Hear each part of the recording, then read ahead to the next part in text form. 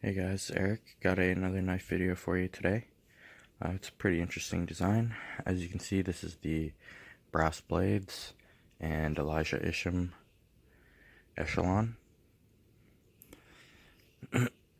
So before we get into it, I guess we can do a little backstory.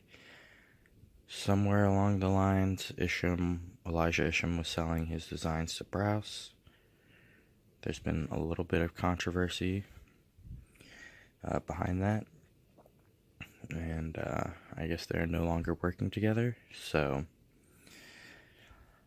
be that as it may, there's some apparently money not paid that was deserved, and some words that have been said. I'm not sure how deep it all really goes, but I think that may have kind of hurt Brous a little bit, because Isham is a top designer these days.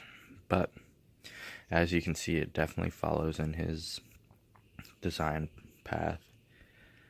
Futuristic looking, kind of biomechanical, which is also right up Brous's alley. But when you see this, there's no mistaking that this is an Elijah Isham design. Alright, so we can go ahead and hop into it. I got a really good deal on this thing, so it was worth it to me. However, I'm not fully impressed with it, so it's something I'm getting ready to trade, actually. This is the acid stonewash version, so you got that black acid wash clip and blade here, and it's got some pretty intricate milling work on this G10.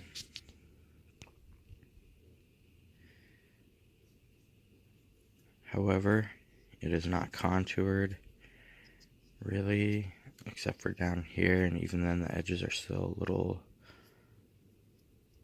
sharp, and these little things are almost like bones or something connecting, but they are pretty rough.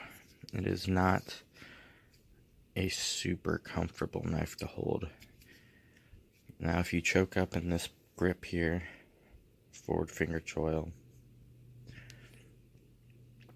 that is a little bit more comfortable, but these really do kind of poke at you. It is on bearings. It's a D2 blade, as are most of Brous's blades. Nothing wrong with D2, but after a while I think the people just want to see something a little different. But yeah, like I said, I did get a really good deal on it, and I'm happy. I was happy with what I paid for it, but I don't think I would pay full retail for it. One thing I wasn't crazy about are these liners. These are stainless steel liners, which is okay for me. For the price point, I still would have liked to see titanium liners, but what are you gonna do? But it is a nice lockup, no stick, no problems. But the liners are just like they're like matte black, and they show a lot of like marks and like oils. I would have preferred to see acid stonewash liners, considering all the rest of it is acid stonewashed, but what are you gonna say? What are you gonna do? Very smooth though. You can see that multiple opening positions. And again, excuse me, I have not used this to cut anything. Never even really carried it, just because of how uncomfortable it is. Proven right here in the palm. It kind of just sticks you right there. And then this pinky, I have like a medium-sized hand, so it doesn't quite fit on there comfortably like that. I have to kind of jam my fingers in, otherwise I'm right on top of that. And this grip as well, this works for me this way, but it doesn't feel quite as solid, so I definitely want to grab that purchase up there. But this was my first try with Brous blades. I also picked up a Raven. The Brous Raven was a blemish, actually. Got a really crazy good price on that one as well. That one does have a few little issues, but I always wanted one of those, so I kind of just picked this up while I bought that one. And I mean, I'm just not a huge fan of the feel at the moment. I think for the price, there are some other options out there. It's just not for me. I do not think that this is a bad knife by any means. It's just not quite my style at the moment. Now, what I do like is Brous's presentation. It makes you feel special when you get a nice, solid case to come with your knife.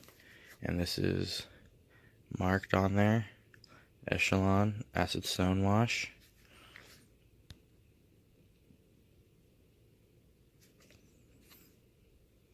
And when you pop this bad boy open,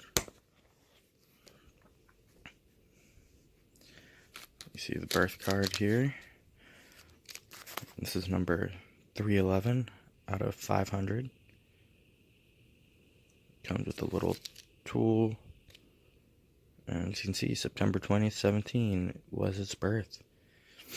So, pretty cool. Nice feeling to, get a nice case with that.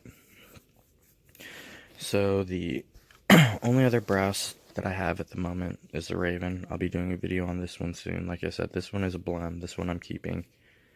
You can tell by that little X he threw up there. And this is another isham design, but here's a little size comparison for you. They're about the same. Looks like the echelon is a little bit bigger. Maybe it's the angle I'm at, I'm not sure. But there's that for a little size. There's your standard PM2 right there. They actually look pretty sweet together. Two different, completely different knives and styles. And then when I think of the price range, I think these come in around 200 or so. Looking back on it, there are some other options that I think are more suited for the price. Something like this, the Riot District 9B Tanto. This is like in the 200, 250 range. Granted, this one got some fancy anno work done to it. But keeping it in the price range, I mean, you've got a full titanium construction, bearing pivot system, S35VN blade, full tie backspacer, and 3D machine clip with over travel stop, and lock bar insert, and some kind of flashy hardware. I mean, this thing has all the bells and whistles. It's also very smooth, and it's very overbuilt feeling. This having just D2, which is again still a good seal, just not quite.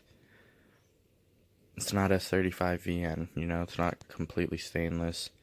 Plus having stainless steel liners and G10, the materials, will make the Riot, in my opinion, a little bit more of a better value for your money. And like I've got a Medford Praetorian T coming in that's D2, and that's a $700 knife. It's not always about the materials, but as a collector, I've also kind of been a little crazy over the years, so not always made decisions purely based on materials. Sometimes you gotta make that choice for yourself. But this is a pretty nice knife, but it's not one that I'm gonna be sad about seeing go. So that's my review. Appreciate you guys watching, and take it easy.